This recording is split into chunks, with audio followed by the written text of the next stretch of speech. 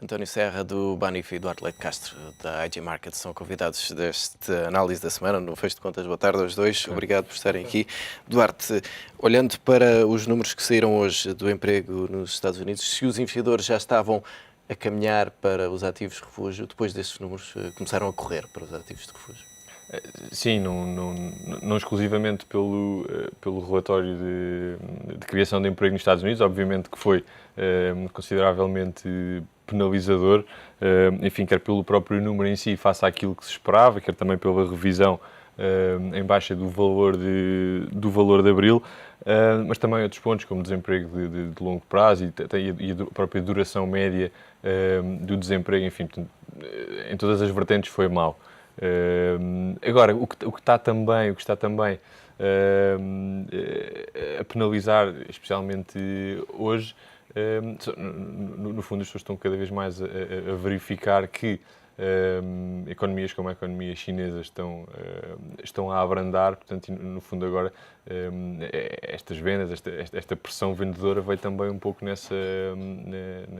sequência desses eventos de abrandamento económico. Por onde quer que se olhe, nesta altura os sinais são de abrandamento na China.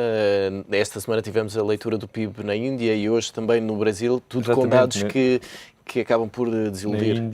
Na Índia, no primeiro trimestre deste ano, cresceu cerca de 5%, 5,3%.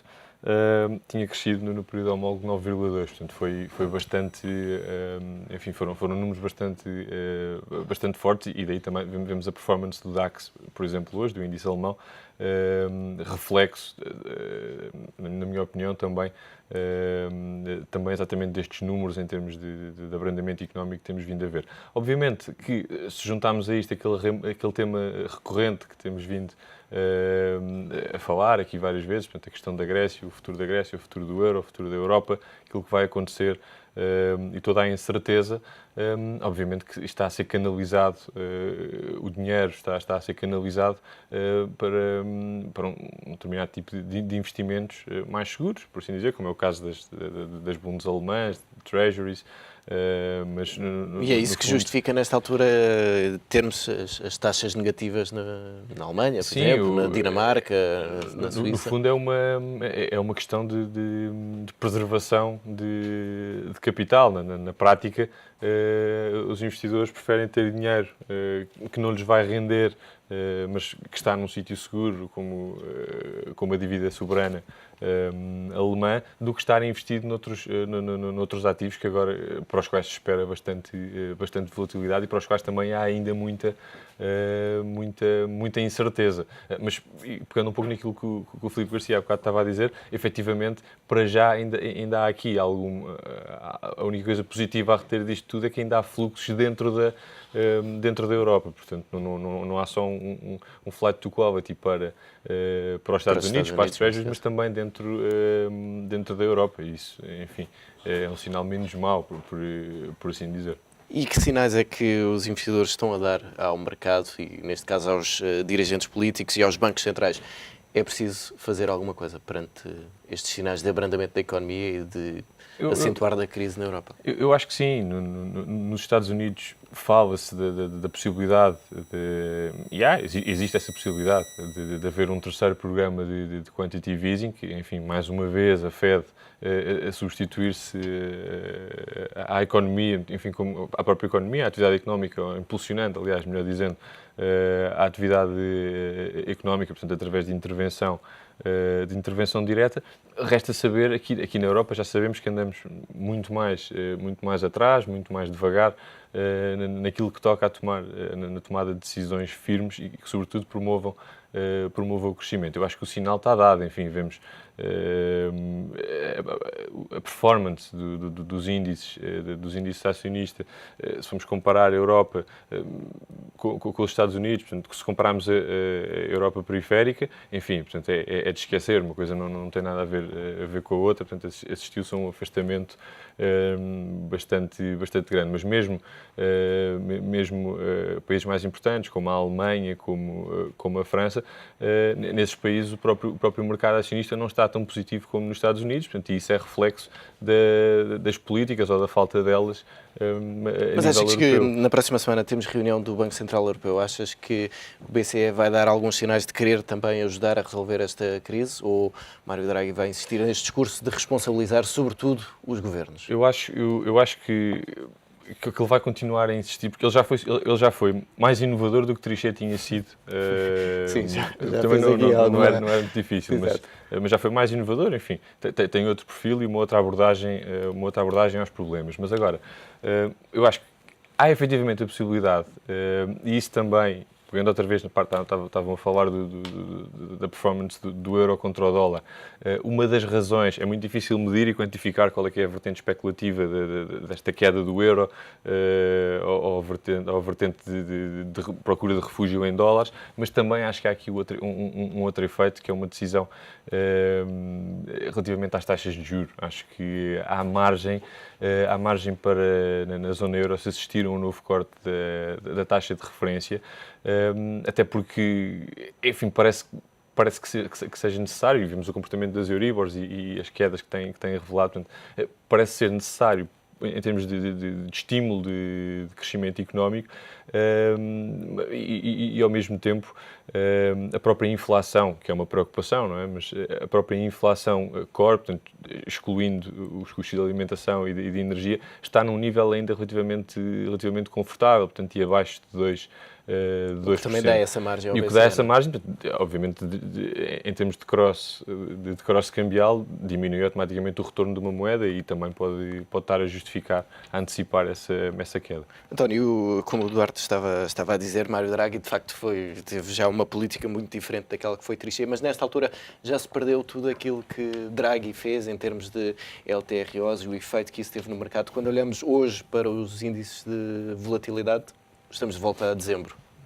Não estamos exatamente nos mesmos sítios, mas estamos lá perto. Eu acho que o problema é que o espaço de manobra, ou por outro lado, as medidas que o BCE pode tomar vão ter impactos relativamente limitados. O Eduardo falou que o BCE pode, de facto, baixar as taxas, mas quer dizer, já temos as Euribors abaixo da reference rate. Pode fazer é cortar, além da reference, cortar a taxa de depósito de 25 basis points para zero, mas o impacto disso vai ser, com certeza, bastante limitado, até porque o maior problema que nós temos é na periferia da Europa, onde o crédito simplesmente não flui. Não parece que seja o corte de 25 basis points que tenha realmente grande impacto aí. Depois, os LTROs tiveram, de facto, bastante impacto na altura, mas já se desvaneceram rapidamente. Isto porquê? Porque o que aconteceu foi que quem comprou não foram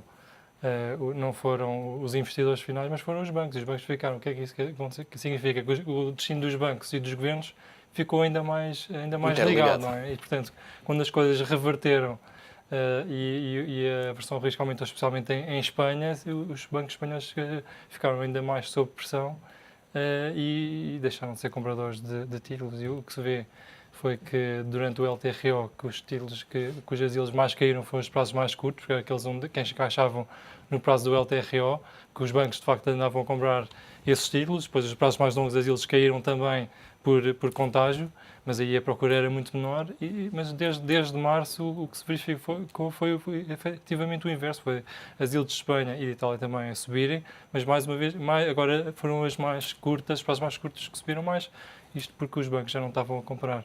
E à medida que as yields vão subindo, eles vão tendo menos propensão para comprar, porque já devem estar com preços médios acima dos preços onde estão agora os títulos e, portanto, a propensão para comprar e suportar o mercado é cada vez, não é um ciclo vicioso.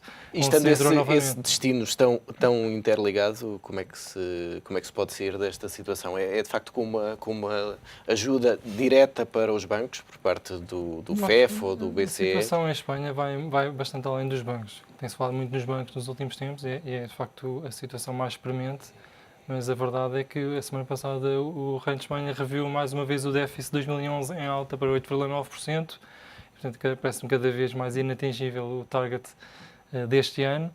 E reviu porque foram feitas revisões em alta dos déficits de algumas regiões. E esse número ainda não é o definitivo, poderá ainda ser revisto novamente em alta. Portanto, parece-me que os déficits das regiões não estão sob controle. E a questão da capitalização dos bancos espanhóis também é uma situação que está totalmente em aberto apesar dos planos todos que foram anunciados.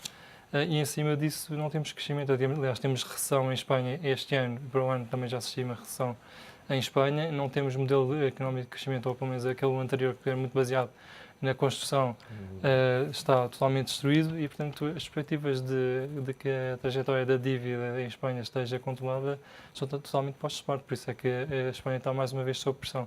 Deixa-me voltar só à questão das yields negativas. Quem está também a apostar ou a entrar em yields negativas acredita num cenário de deflação na Europa?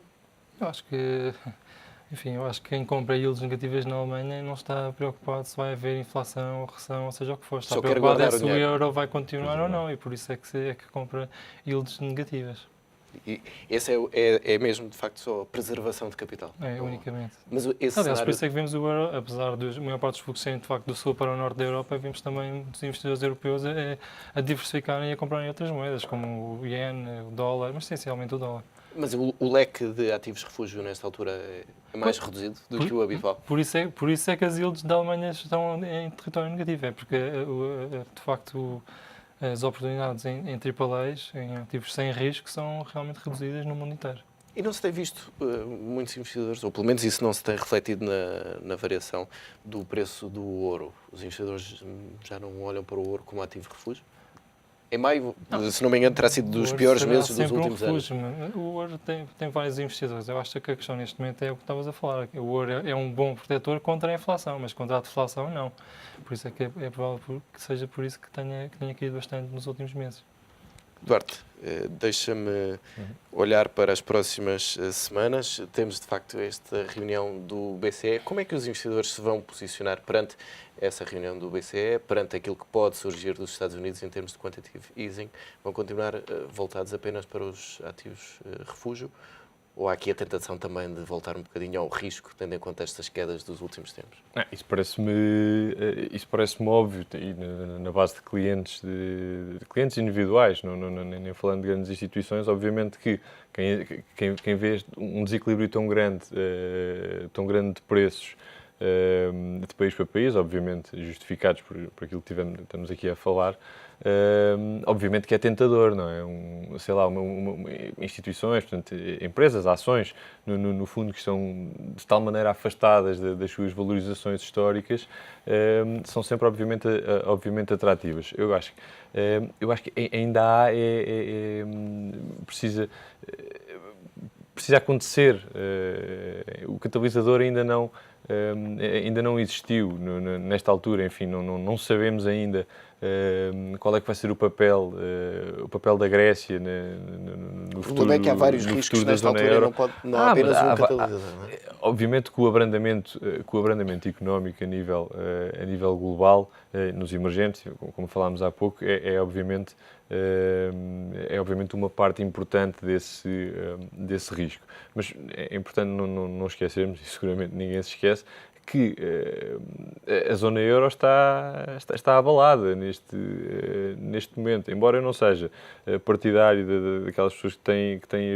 a visão de que eventualmente, se a Grécia sair do euro, o euro se vai desmembrar. Mas, enfim, isto é uma opinião muito particular, é a minha. Admito